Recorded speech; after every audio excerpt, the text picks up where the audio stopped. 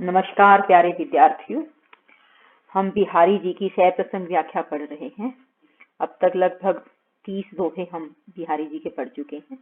मैंने आपको ये बताया था कि बिहारी जी द्वारा रचित रचना जिसका नाम है बिहारी सत सही, जिसमें 700 दोहे हैं, उसमें से कुछ चुनिंदा व प्रसिद्ध दोहे आपके सिलेबस में लगाए गए हैं। 30 दोहे आप पढ़ चुके हैं। आइए आगे बढ़ते हैं। बिहारी जी कहते हैं कि कंज नयनी मजनू किए बैठी ब्योराती बार। बार का अर्थ है बाल, ठीक है। कंज नयनी का अर्थ है, कंज अर्थात कमल पुष्प जैसे आंखों वाली, मजनू का अर्थ है स्नान करके। कमल पुष्प जैसे आंखों वाली नायिका ने स्नान किया है और बैठ करके अपने बालों को सुलझा रही है। कच्च अंगूरी बीच क्या कहती है कि जो उसके बाल हैं और उसकी उंगलियां हैं, उनके बीच में जो दरार है, अर्थात बालों और उंगलियों के बीच में जो दरार है, डीठी दई, डीठी का अर्थ उससे दृष्टि देकर, देख करके चित्तवती नंद कुमार अर्थात नायक को देख रही है। बिहारी जी कहते हैं कि कमल पुष्प जैसी सुंदर आंखों वाली नायिका स्नान करके अपने बालों को सुलझा रही है और अपने बाल और अंगुली के बीच में जो दरार है उससे ही नायक नंद कुमार अर्थात कृष्ण को देख रही है। इस बात का वर्णन एक सखी दूसरी को कह रही है, अर्थात अपने प्रियतम को देखने के लिए वो प्रत्यक्ष रूप से नहीं देख रही, अपने बालों और उंगलियों के बीच में जो दरारें हैं उनसे ही अपने प्रियतम को देख रही है। सोन जूही सी जगमगती अंग अंग जोवन ज्योति, सुरंग कसुभी कंचुकी दुरंग देह दूती होती। कि सोन जूही जैसे रंग वाली नायिका जो है, उसकी अद्भुत कांति का वर्णन करते हुए उसकी सखी या उसकी सहेली कहती है नायिका की कि नायिका के जो अंग प्रत्यंग, अंग अंग का है प्रत्येक अंग में सोन जूही की भांति चमक दिखाई दे रही है, अर्थात जो नायिका है सोन जूही के पुष्प के समान जगमग कर रही है, बहुत सुंदर लग रही है। नायिका का जो रंग है वह सोन जूही के पुष्प की तरह से बहुत सुंदर है और उसके ऊपर उसने सुरंग का अर्थ है गहरा लाल रंग, सुरंग का अर्थ है गहरा लाल रंग। कंसुंभी भी एक रंग का नाम है। और क्या कहती है, इन दोनों रंगों की कंचुकी का अर्थ है चोली, जिसे आज हम ब्लाउज भी कहते हैं, धारण किया हुआ है, पहनी हुई है, और उसके शरीर की कांति। दुरंग का अर्थ है दो तरह से, एक तो सोनजुई जैसा उसका रंग है, ऊपर से उसने जो चोली धारण की है सुरंग लाल और कंसुंभी रंग की है। इन दोनों की चमक से देह दूती होती, उसका शरीर जो है, देह का अर्थ है शरीर, पूरी तरह से चमक रहा है, शोभायमान हो रहा है। निसी अंधियारी नील पटु पहिरी चली पिए के है। नायिका जो है अंधियारी रात में, अंधेरी रात में, नील पटु का अर्थ है वस्त्र, नीले रंग का वस्त्र पहनकर, अर्थात रात भी अंधेरी है और जो नीले रंग का वस्त्र है वह भी गहरे रंग का है, अपनी पिया के घर जा रही है कि अंधेरी रात में गहरे वस्त्र पहनकर जाऊंगी तो किसी को पता नहीं चलेगा। कहो दुराई क्यों दुरई दीप शिखा सी दे।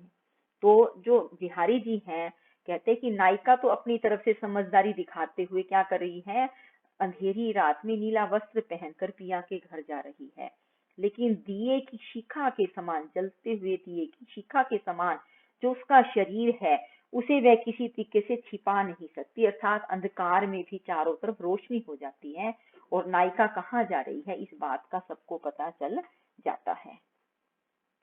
मकराकृति गोपाल कई सोहत कुंडल कान। गोपाल कृष्ण के, मकरा का अर्थ है मछली की आकृति वाले, मकर आकृति अर्थात मछली की आकृति वाले, मछली की आकृति के समान दिखाई देने वाले भगवान कृष्ण ने क्या किया है, कुंडल पहने हैं। कृष्ण ने जो कुंडल पहने हैं उनकी आकृति कैसी है, मछली के समान है। धर्यो मनु हिय घर समरू, समरू का अर्थ है कामदेव, जोड़ी लसत निशान। अब क्या कहते हैं बिहारी जी कि कृष्ण ने जो मछली के आकार के कुंडल पहने हैं उनको देख करके लगता है, क्या लगता है, मनो का अर्थ है मानो, जैसे कामदेव जो है उसने क्या किया है, कामदेव ने अपनी विजय पताका, जोड़ी का अर्थ है द्वार पर, लसत निशान अपनी विजय पताकाएं फहरा दी है। अर्थात कृष्ण की सुंदर रूप को देख करके जो कामदेव है उसने उनके हृदय पर, आप कह सकते हैं नायिका के हृदय पर अपना आधिपत्य जमा लिया है। नायक के गुणों की चर्चा सुन करके जो है नायिका पराजित हो गई है और नायिका के गुणों की चर्चा सुनकर नायक भी पराजित हो गया, अर्थात कामदेव विजयी हो गया है। और ऐसे लगता है जैसे वह घर के द्वार पर विजय पताकाएं फहरा रहा हो। लग्यो सुमनु हवे है सफलू, आतप रोष निवारी, बारी बारी अपनी सींची सुहृदयता बारी। अब इस दोहे के हम दो अर्थ समझ सकते हैं। पहला देखेंगे कि लग्यो सुमनु हवे है सफलू, तो क्या कहते हैं कि हे नायिका जिसमें तुम्हारा मन लगा हुआ है वह फलवान होने वाला है। लग्यो सुमनु कि अगर सुमन अर्थात फूल आया है तो वह सफल भी होगा, फल भी उस पर लगेगा। आतप रोष निवारो कि जो तुम्हारा क्रोध के कारण तुम्हारा शरीर तप रहा है उसको अब दूर कर लो। बारी बारी आपनी, सबकी अपनी अपनी बारी होती। अब तुम्हारा जो कह सकते प्रेम है, जो तुम्हारा फल मिलने वाला है, तो अब सींची सुहृदता बारी कि अब तुम्हें उसको, सुहृदता का है प्रेम भाव, बारी का है जल से सींचना चाहिए कि तुमने जो प्रेम का फल पौधा लगाया था वह फलवान होने वाला है, तुम्हारे प्रिय तुम्हारे पास आने वाले हैं। इसलिए अपने मान को, क्रोध को, रोष को छोड़ दो और अपने प्रियतम के साथ मधुर वचनों से, प्रिय बातों रूपी जल से उसे सींचो ताकि प्रेम आगे बढ़े। और यदि इसे हम किसी माली के दृष्टिकोण से पढ़ते हैं तो कहते हैं कि हे माली, जो तुमने पौधा लगाया था जब वहां फूल आ गया है, लग्यो सुमनु करते फूल लग गया है, तो वहां फल भी अवश्य लगेगा। पर तुम क्या करो, आतप रोषु अर्थात भयंकर गर्मी से उसकी रक्षा करने के लिए सुहृदता वारी, वहां पर जल भी डाल दो। अर्थात अब तुम वहां पर जल सींचो, जो फूल लगा है वह फलीभूत भी अवश्य होगा। बहुत प्रसिद्ध दोहा है बिहारी जी का कि कहत नटत रीझत खिजत नीलत घिलत लजियात, कि जो नायक है वह आंखों के इशारे से नायिका को कहत का है कोई बात कहता है, प्रेम की बात कहता है। नायिका उसके संकेत को समझकर भी नटत इनकार कर देती है। उसकी आंखों द्वारा इनकार करने का ढंग इतना अच्छा है कि नायक उस पर रीझ जाता है, उसके इशारे पर नायक मंत्र मुग्ध हो जाता है। इस बात से नायिका खींच जाती है। परंतु क्या होता है, जैसे ही दोनों की आंखें मिलती है, दोनों की आंखें खिल जाती है और नायिका शर्मा जाती है। इसका अर्थ क्या है कि भरे भवन का भवन में करत है नैननु ही से बात, कि जो नायक नायिका है आंखों के इशारे से ही भरे भवन में सबके बीच में बैठकर आंखों से ही बात कर रहे हैं। नायक कोई इशारा करता है, नायिका समझती है, नायिका इशारा करती है, नायक समझता है। कहते हैं, नटते हैं, रीझते हैं, खींचते हैं, मिलते हैं, खिलते हैं, लजियाते हैं, और आंखों से ही सारे हाव भाव दिखा रही हैं। बतरस लालच लाल की मुरली धरी लुकाई, सोह करे बहुनु हंसे दैन कहे नट जाई, कि जो राधा जी है उन्होंने कृष्ण से बात करना चाहती हैं, बातों के लालच में, लाल अर्थात कृष्ण की मुरली को लुकाई का अर्थ है छिपा करके रख दिया है। और जब कृष्ण पूछने के लिए आते हैं तो राधा नाच जाती है, मना कर देती है। बहुनु हंसे, तभी राधा की जो आंखें हैं, बहु है, वो हंसने लगती है। कृष्ण को शक हो जाता है कि मुरली राधा के पास ही है और वो पुनः उससे मांगने आते हैं। जैसे ही कृष्ण राधा को मुरली देने को कहते हैं, राधिका नाच जाती है, मना कर देती है। नटी जाई का अर्थ मना कर देती है। कृष्ण से बात करने के लालच में ही वह उनकी मुरली को छिपा करके रखती है। कागज पर लिखत न बनत, कहत संदेशु लजात, कहिए सबू तेरो हियो मेरे हिये की बात। क्या कहते हैं, नायिका कहती है अपने विदेश में रहने वाले प्रिय के प्रति कि मैं तुम्हारे पास कागज पर लिख करके भी कुछ नहीं कह सकती, बता सकती। मेरी विरह की जो पीड़ा है, मेरे अंदर जो दर्द है तुमसे दूर रहने का, मैं उसको कागज पर भी लिख कर नहीं कर पा रही हूँ, बता पा रही हूँ। न ही मैं तुम्हें कोई संदेशा दे पाती हूँ इशारे से, या कैसे मुझे शर्म आ जाती है, लजात। इसलिए तुम मेरे मन की बात को कही है, सबू तेरो हियो, तेरा जो हृदय है वह मेरे मन की सारी बात को कह देगा, मेरे ही की बात। कहने का अर्थ क्या है नायक जो है वो ये कहता है, नायिका कहती है कि नायक के मन में भी मेरे प्रति विरह जो है वो होगा, और जो तुम्हारे मन में भाव उमड़ते हैं तुम उससे समझ जाना कि मेरे मन में क्या चल रहा है, मुझे कहने की आवश्यकता नहीं है। अब क्या कहते हैं, सोवत जागत सुवन बस, रस रिस चैन तो चैन, सुरती शाम घन की, सूरती विसरे हूँ बिसरे नैन।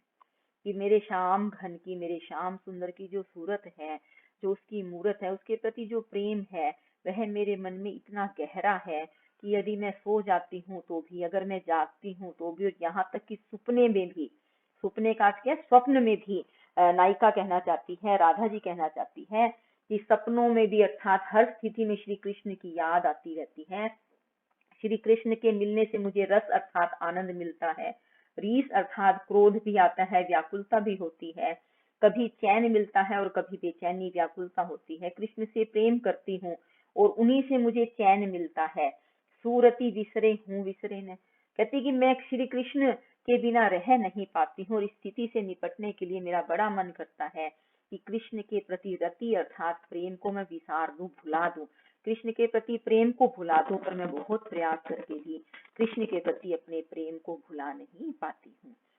नेहू ने नैननू को कछु उपजी बड़ी बलाए, नीर भरे नित प्रति रहे, तऊ ने प्यास बुझाए। अब सखी जो है, नायिका जो है, उसकी सखी कहती है नेहू ने कि हे सखी, तुमने कृष्ण जो तुमने मेरी आंखों में, नैननू में जो तुमने आंसू देखे हैं, नेहू ने वो प्रेम के आंसू नहीं है, कछु उपजी बड़ी बलाए, मुझे लगता है कि मेरी आंखों में कुछ बड़ी सी बला या कोई आपत्ति आ गई है, कोई विपत्ति आ गई है, कोई परेशानी आ गई है। नीर भरे, मेरी आंखें जो है हमेशा नीर से अर्थात जल से भरी रहती है। नित प्रति रहे का अर्थ है हमेशा, नित प्रति प्रतिदिन, हर रोज मेरी आंखें नैन से, मेरी आंखें जो है नीर से भरी रहती हैं, फिर भी इन आंखों की तऊ का अर्थ फिर भी प्यास बुझाई नहीं जा सकती। सखी कहना चाहती है कि कृष्ण के विरह में मेरी आंखों में कुछ आपत्ति या विपत्ति सी आ गई है। लाल तुम्हारे विरह की अग्नि अनूप अपार, सर से बरसे नीर हूँ झट हूँ मिटे न झार। कहते हैं कि हे कृष्ण, तुम्हारे विरह की जो अग्नि है, लाल यहाँ कृष्ण के लिए प्रयोग किया गया है, वह बहुत ही अनूप और अपार है, न उसके जैसी कोई अग्नि हो सकती है, बड़ी विचित्र है, यह इतनी विचित्र है, सर से ही बरसे नीर हूँ, कि जैसे ही इससे पानी बरसने लगता है यह और अधिक बढ़ जाती है, जबकि पानी का काम अग्नि को बुझाने का है, लेकिन तुम्हारी जो विरह की अग्नि है यह मेरी आंखों से बरसने वाले पानी से और अधिक बढ़ जाती है। कहने का अर्थ क्या है कि बादलों से होने वाली वर्षा को देखकर सावन के महीने में उसका विरह और बढ़ जाता है।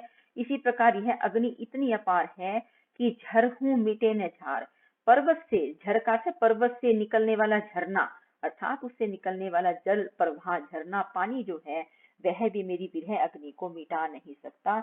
मेरे मन में तुम्हारे जो विरह की अग्नि है, मैं उसे शांत नहीं कर पाती हूँ।